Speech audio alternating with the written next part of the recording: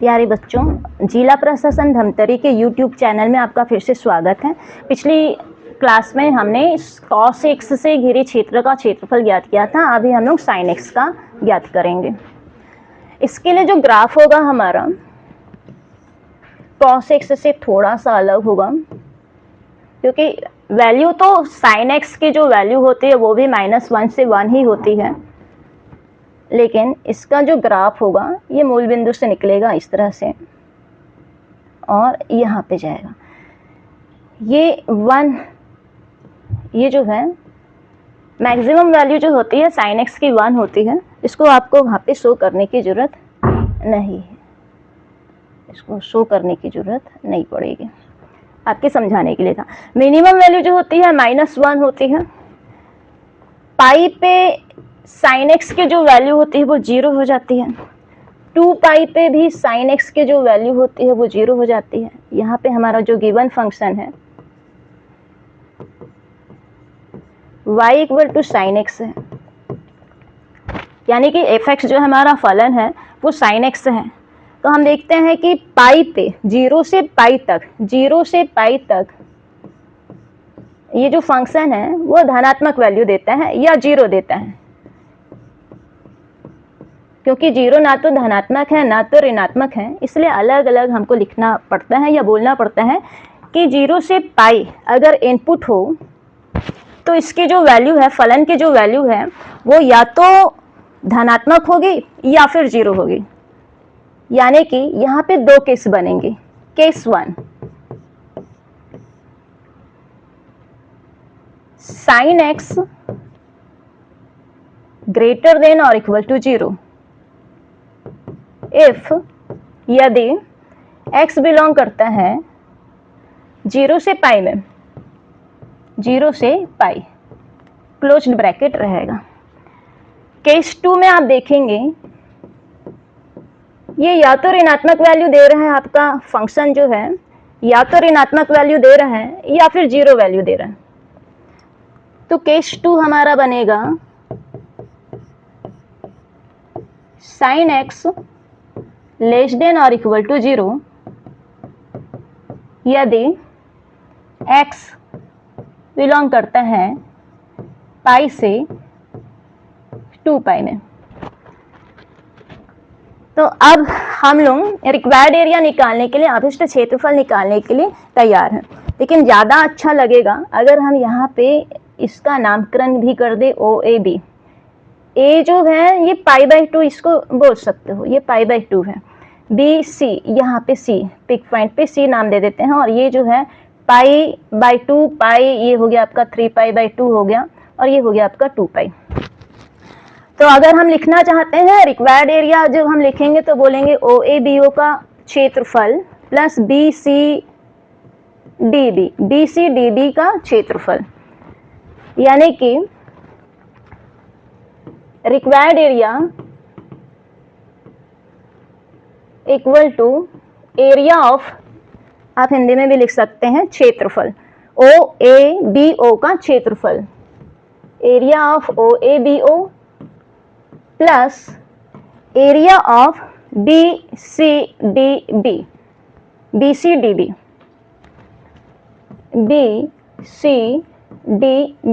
ये आप लिख सकते हैं। OABO की बात अगर हम करते हैं तो 0,0 मूल बिंदु के जो निर्देशांक होते हैं 0,0 होते हैं। पाई, यहाँ पे इस B बिंदु के जो निर्देशांक होंगे π,0 होंगे, यानी कि अगर हम इसको x के सापेक्ष अवकलन करते हैं dx, एक छोटा सा हम लोग यहाँ पे ये छोटा सा dx ले लेते हैं, अल्पांश ले लेते हैं, यही है dx आपका। जाना है हमको 0 से पाई, 0 से पाई ये लिमिट हो गया इसका, 0 x निर्देशांक पाई, कॉमा अगर मैं 0 यहाँ पे अगर मैं लिख दूँ तो, पर नहीं लिखते, अभी पाई ही रखते हैं इसको, ये पाई।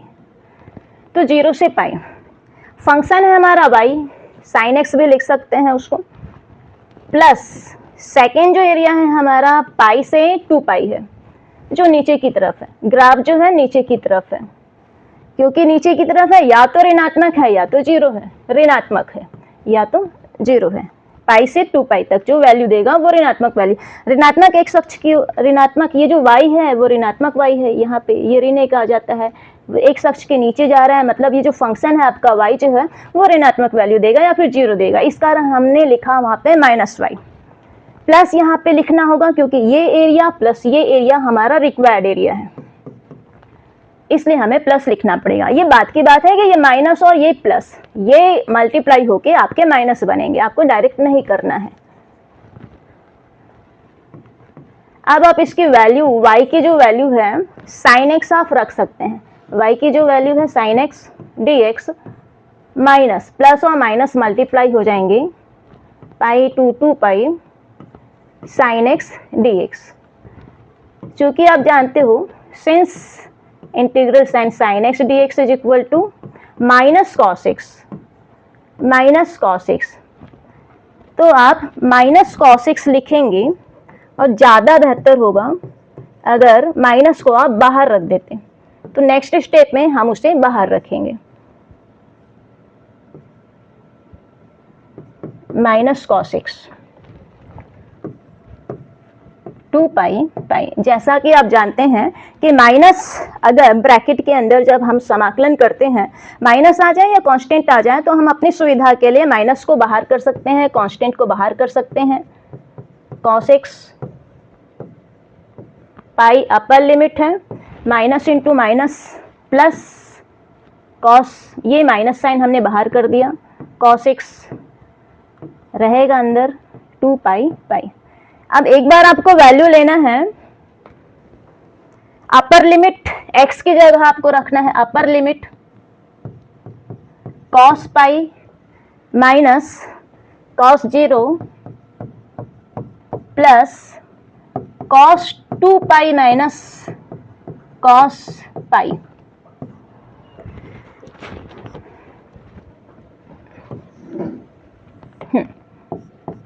यहाँ cos पाई और cos 0 की वैल्यू आपको बहुत अच्छे से पता है, cos 0 की वैल्यू 1 है, लेकिन cos पाई 2 पाई में आप कंफ्यूज हो सकते हैं। तो फिर से आप छोटा सा यूनिट सर्कल कहीं पे रफ वर्क आप कर सकते हैं। यूनिट सर्कल मतलब आपको 1 इकाई का, यानी कि 1 सेंटीमीटर 1 इंच 1 इकाई का आपको सर्कल बना लेना है।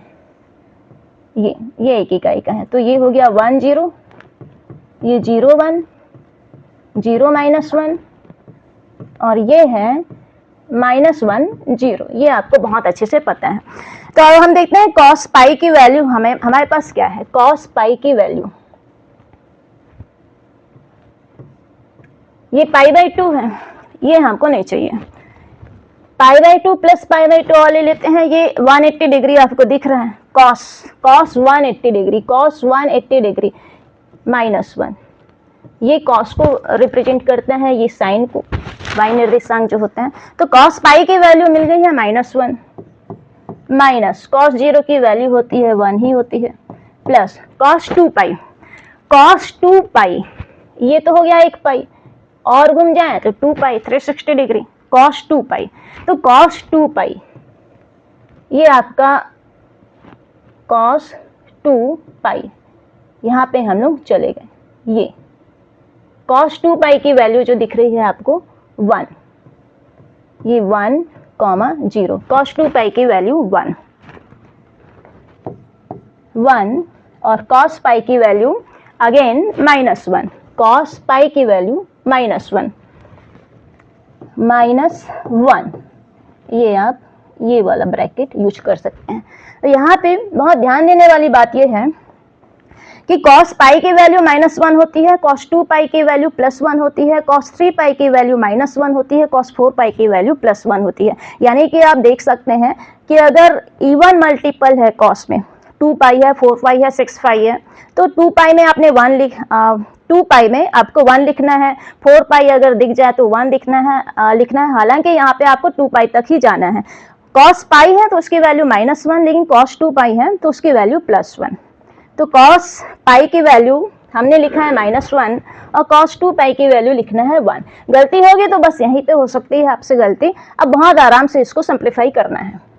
माइनस, ये हो गया आपका -2 plus 1 minus into minus plus 1, ये आपको मिल गया है minus into minus plus 2 equal to 4 square unit. यहाँ पे आप स्क्वायर यूनिट लिख सकते हैं, क्योंकि वर्ग इकाई आपको लिखना जरूरी है, क्योंकि क्षेत्रफल है, एरिया है, वहां पे आपको ये लिखना जरूरी है।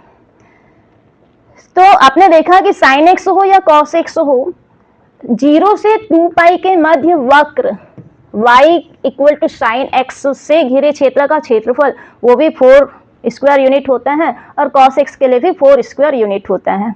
तो अगर साइन एक्स का अगर आपके पास क्वेश्चन आता है, कॉस एक्स का क्वेश्चन आता है, तो कॉस एक्स को अच्छे से तैयार कर लीजिए, साइन एक्स अपने आप बन जाएगा। ग्राफ पे बस ध्यान दीजिएगा। तो ग्राफ पे ध्यान देने का कहने का मतलब है, कॉस एक्स में आपको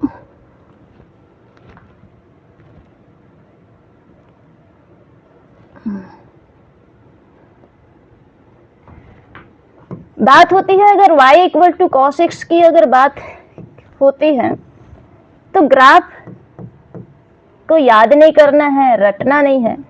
सामान्य से जानकारी आपके पास है कि कॉस एक्स की जो वैल्यू होती है -1 से 1 तक, मिनिमम वैल्यू जो होगी इसकी -1 होती है, ये 0 है, ये +1 होती है। तो इस तरह से जो है आपका ग्राफ चलते जाते हैं, क्योंकि 0 से 2 पाई उसने बोला है, 0 से 2 पाई बोला है। तो यहाँ पे आप जानते हो कि π/2 पे कॉस की जो वैल्यू है, cos π/2 अगर हम बोल दें तो उसकी वैल्यू होती है 0 होती है। cos 0 पे cos 0 रख दें तो उसकी वैल्यू 1 होती है। तो ये हो गया π/2, ये π/2 प्लस π/2 और करें तो ये हो गया आपका पाई हो गया, पाई आप यहाँ पे भी लिख सकते हैं। पाई प्लस π/2 और करें तो ये 3π/2 हो गया, और आपको 2 पाई तक जाना है। अगर आगे चले गए तो वो बड़ी वैल्यू देगा, क्योंकि 3π/2 प्लस π/2 और करेंगे तो 2 पाई वैल्यू देगा। तो आपको ये वाला जो ग्राफ है यहाँ पे जो है, ये पिक पॉइंट से इसको ब्रेक कर देना है।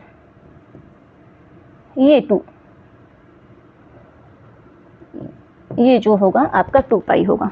रिक्वायर्ड एरिया होगा ये वाला एरिया जो है, फलन जो है आपका, जो फंक्शन है वो धनात्मक वैल्यू देगा या 0 वैल्यू देगा। 3 केस यहाँ पे बनते हैं। ये वाला जो एरिया है वो आपको ऋणात्मक वैल्यू देगा, -y dx वहाँ पे करते हैं, पिछली वीडियो में आपने देखा है। और ये वाला जो एरिया होगा ये आपको अगेन पॉजिटिव वैल्यू देगा या फिर 0 वैल्यू देगा।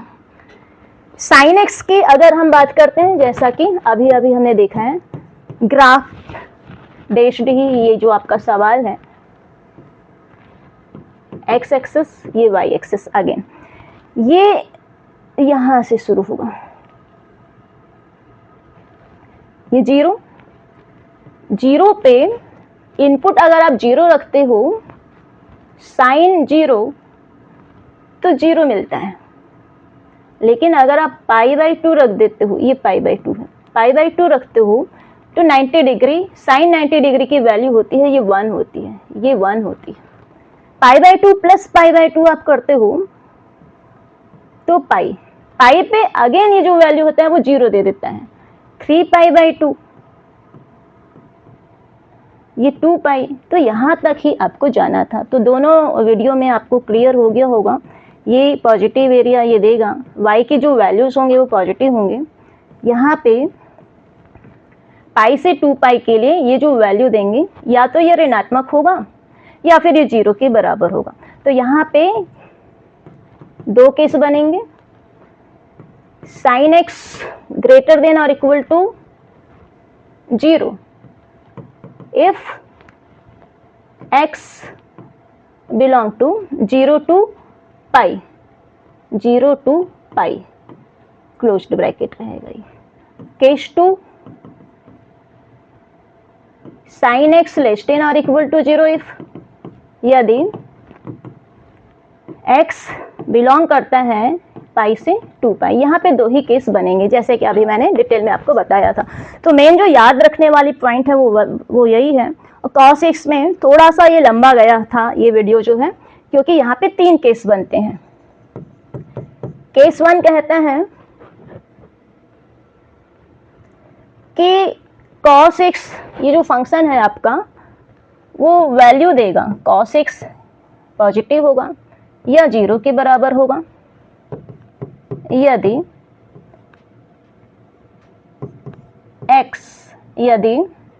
x बिलोंग करता है 0 से π/2। केस 2 cos x नेगेटिव होगा या 0 के बराबर होगा यदि x बिलोंग करता है π/2 से 3π/2 तक, 3π/2। केस 3 कहता है cos x फिर से पॉजिटिव वैल्यू देगा और या तो 0 के बराबर होगा इफ x बिलोंग टू 3π/2 से 2π। तो दोनों वीडियो का जो सार है मैंने इस एक वीडियो में यहाँ पे एक छोटा सा ग्राफ बनाते हुए ये मैंने आप लोगों को बता दिया। नमस्ते।